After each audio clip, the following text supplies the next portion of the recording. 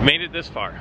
It is Wednesday, and the common strike towers or special event supply drops have switched over to rare dinosaurs. So I want to talk a little bit about what is going on there.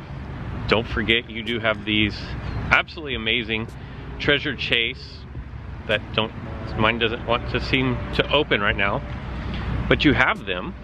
There we go, there we go.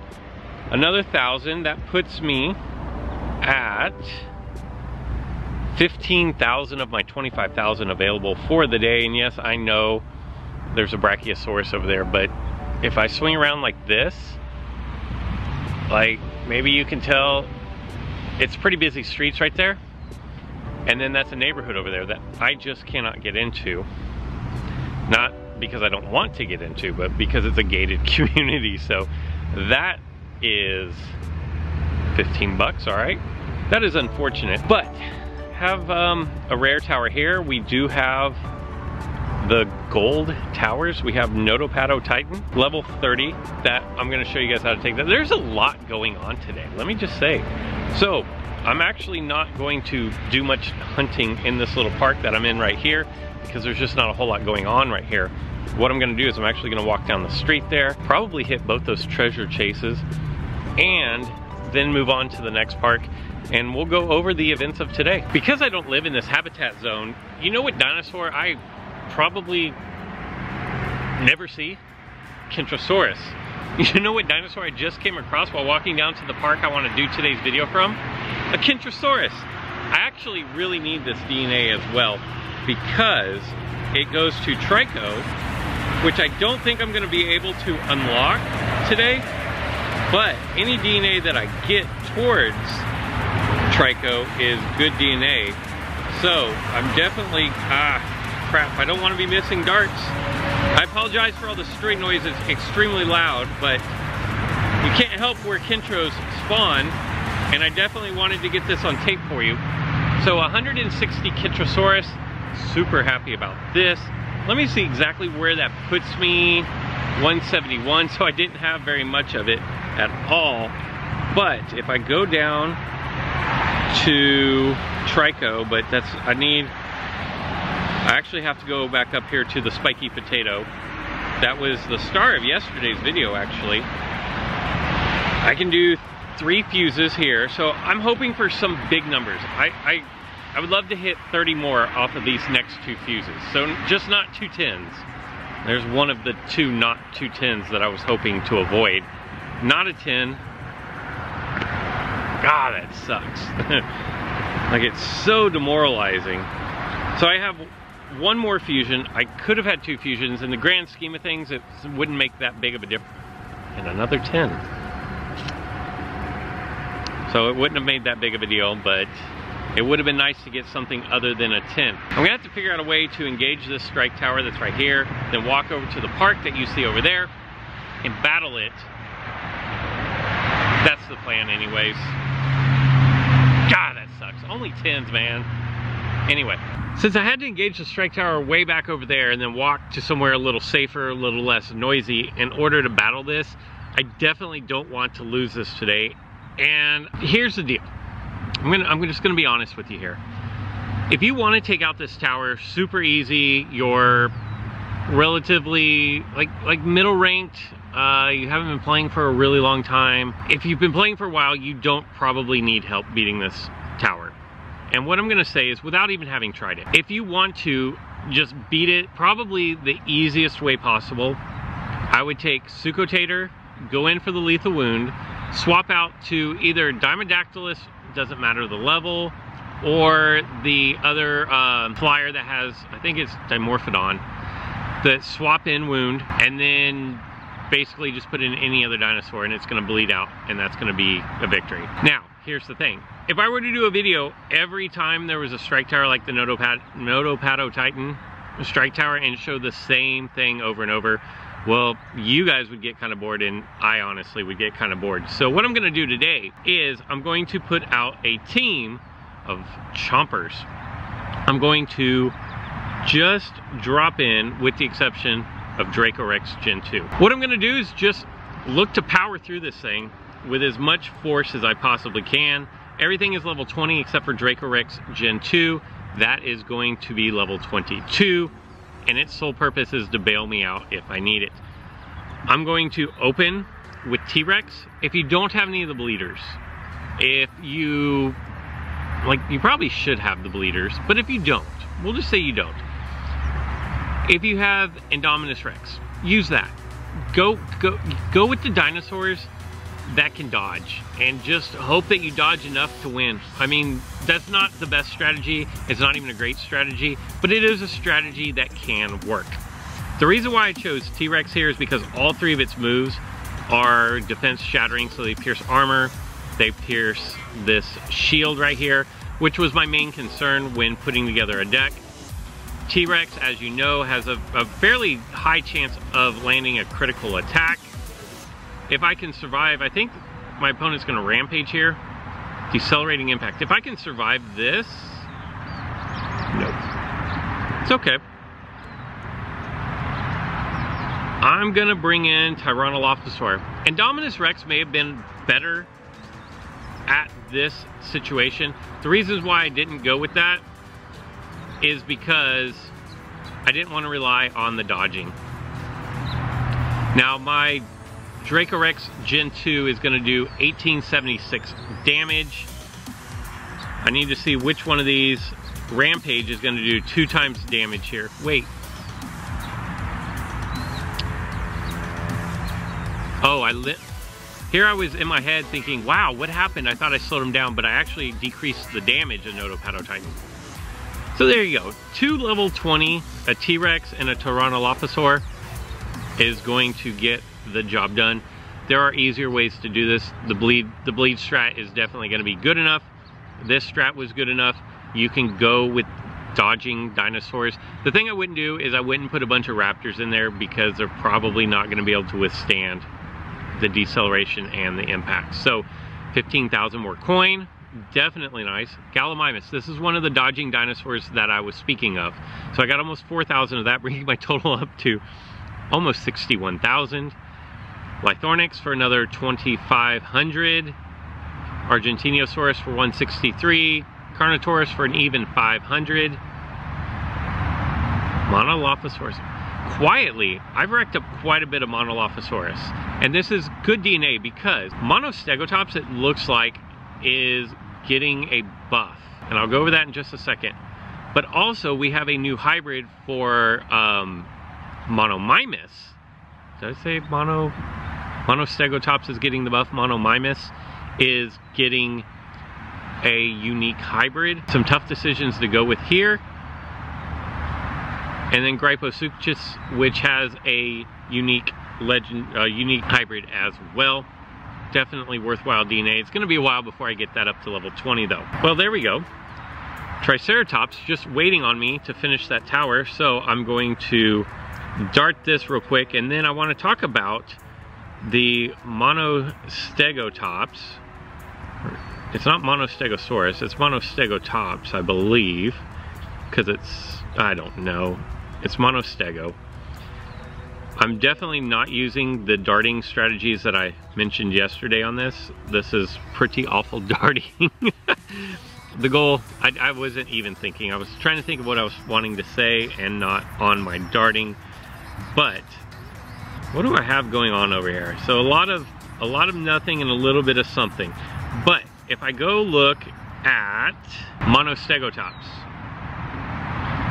it looks like Nullifying Impact, I believe, went from a cooldown of 2 to a cooldown of 1. Now, in-game, it's still cooldown 2. But the text has changed to a cooldown of 1. And I believe Slowing Impact went from a cooldown of 4 down to a cooldown of 2. So that's a pretty big deal if these aren't just text glitches. And I don't think they are. I think it's probably a preview for the update. And no, I'm not speaking from knowledge on this. It's just my personal opinion there. Before I get into the rare dinosaurs of the week, so between, I believe you have today, which is Wednesday, and Thursday, we have 24 chances. And so yeah, so Wednesday, Thursday, and Friday, you're gonna have 24 chances to dart 4 different dinosaurs. And before I get into all that, I do want to check up on my daily missions. I feel like I completely neglect talking about these in my videos, and it is really good, useful resources to get. So kind of want to make sure you stay on the top of that as much as possible. I need 4 more supply drops. I need to collect darts, that'll be easy to do. Open 5 more incubators, those are a little more difficult. Creature engagement, fire the required number of darts, 160, should be no problem. Defense training, okay, and then marksmanship, should be no problem with all of those. And if you will notice, my Allen Qua is up to 90 now. The highest I know of is 110. I don't know if it goes any higher, but after you complete so many, and I want to say it's 5, but don't quote me on that because I've never actually paid enough attention to it to know for sure. But I feel like once you complete 5 at each level, it goes up 10 DNA. Really useful DNA to get a hold of. Maybe it'll change with 1.6, but it's always good to get free DNA. Free resources are always great. And just for reference, if you ever want to know how to find out what the dinosaurs of the week are, and let me adjust this a little bit. If you ever want to know what the dinosaurs of the week are, you can hit your rank or your level and it'll open up this little menu. If you go on to news, then scroll down, it'll say this week's showcase. And you can see, I think it's Charlie, it's definitely Delta, Orlycosaurus Gen 2, and Ornithorhynchus. Quickly, I will just want to kind of go over some of these for people who don't know or have been out of the game for a little bit, or who are new to the game. We do know that Ornithorhynchus is getting a hybrid finally, so you probably want to go ahead and dart that as much as possible. Like I said, you have 24 attempts over 3 days. That's a little more bearable than the 24 that we had for the commons, and I didn't get to do nearly enough of those. Ornithorhynchus, I would definitely prioritize darting those. And then Delta, I think if you're gonna dart nothing else, dart Ornithorhynchus and stop. I think Delta has a very strong case for darting it. As you see, mine is level 24. It's currently not in my strike team, but it's really good for strike towers.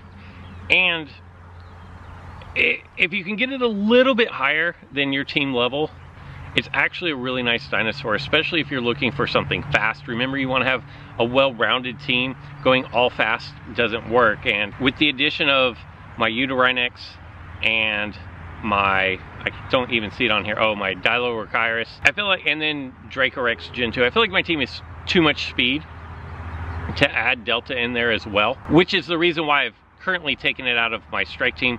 But after the update, you never know, with things that get buffed or things that get nerfed, it may have a use back in on my team again. If you were going to go for something else, I would definitely say Delta is probably on that list. Orlycosaurus Gen 2, like I've said before, was a great dinosaur for me in my early game. I've not had a use for it in several levels now, so I would say it's probably worth skipping. I think the other dinosaurs are just better. And then for the final one, and I've already forgotten what it was. Oh, Charlie. It's Charlie. It's not a bad dinosaur, but everything it does, there's another dinosaur that does what it does plus more and does it better. Finally, for today's video, there is a single step common strike tower. There's also a single step blue or rare strike tower. Make sure you go do those. They're only available today, I believe. The one I'm going to do right now is the Race to Victory, a level 9 Tanicolagrius, a level 10. Is that Echo? They all look alike. And then a level 11 Ornithorhynchus. I didn't change my team out. Probably just go Chompers. Why not? I'll just use the same team that I had before. I'm going to use a safety net. Since Tanicolagrius is in this one, I think that's Echo. But because Tanicolagrius is in this one, Indominus Rex is actually not going to be a good option because you do have the fear of Tanicolagrius coming out and nullifying your cloak. Also, if the buff is true on Monostego, it is also going to impact Tanicolagrius as well. So Tanicolagrius potentially is going to get a little bit of a buff, and the buff is that the cooldown is only 1 on the nullifying strike instead of a cooldown of 2. But that is pretty big deal when Tanicolagrius' best attribute is being able to use its 1.5 times attack that takes away special effects for your dinosaur. 983 is not terrible for a level 9 dinosaur. It's definitely not as good as whatever, the 3000 I just dropped on it. I really should be able to knock this out. Most of you should be able to knock this out. Oh, that's Delta. The one that I like, it's Delta, and I didn't notice that. Delta is, the pounce is gonna be good here. It's gonna hit me, do 2 times damage, reduce my damage coming back at it by 50%. Unfortunately for Delta, it wasn't a high enough level for it to matter. And then Ornithorhynchus is probably going to knock me out, unless it does impact and run. Evasive strike might knock me out, no. If I hit through the evasion, no, the dodge worked. But here's where I'm just going to bring out Dracorex Gen 2 and finish off Ornithorhynchus before it gets rolling. And like I said earlier with the strike tower, it is a strat that you can use using just dodging dinosaurs. I highly don't recommend it, but just know that it is possible that you could dodge enough. That's a great looking incubator right there. A Velociraptor. I wouldn't mind getting a handful of Velociraptor here. 843, I'll take it. Charlie for 86, and Blue for another 23. Perfect. Lots of good things going on in Jurassic World Alive this weekend. So it is, honestly, it is, wow, 15 more bucks. It is one of the best weeks possible. I'll probably dart these dinosaurs off screen, off camera. I'm definitely gonna hit up, no I'm not, I'm gonna skip Charlie. I do wanna say that I'm trying to make these videos better for you. And that's the root of all this. So instead of just using the auto everything on my camera, I'm actually trying to learn some different settings on my camera. So I hope that this video comes out nice and clean and sharp. If not, I apologize in advance, and just know that I'm working on making a better product for you, because I know there are actually several people now doing Jurassic World Alive videos. I was shocked. There's like 3 or 4 new people that I've come across just recently, and I think that's great for the game. I really think that's great for the game. The more people covering the game, the more reach it has. The more reach it has, the more people we have playing. The more people we have playing, the better for the game, is essentially what's going on. But it's also better for me because it makes me want to step up my game. Not that I don't always want to do the best, but sometimes you get complacent, and I feel like for a while there some of my videos were pretty complacent. So hopefully by learning myself, teaching myself new techniques, new settings on my camera, I can produce better content for you guys.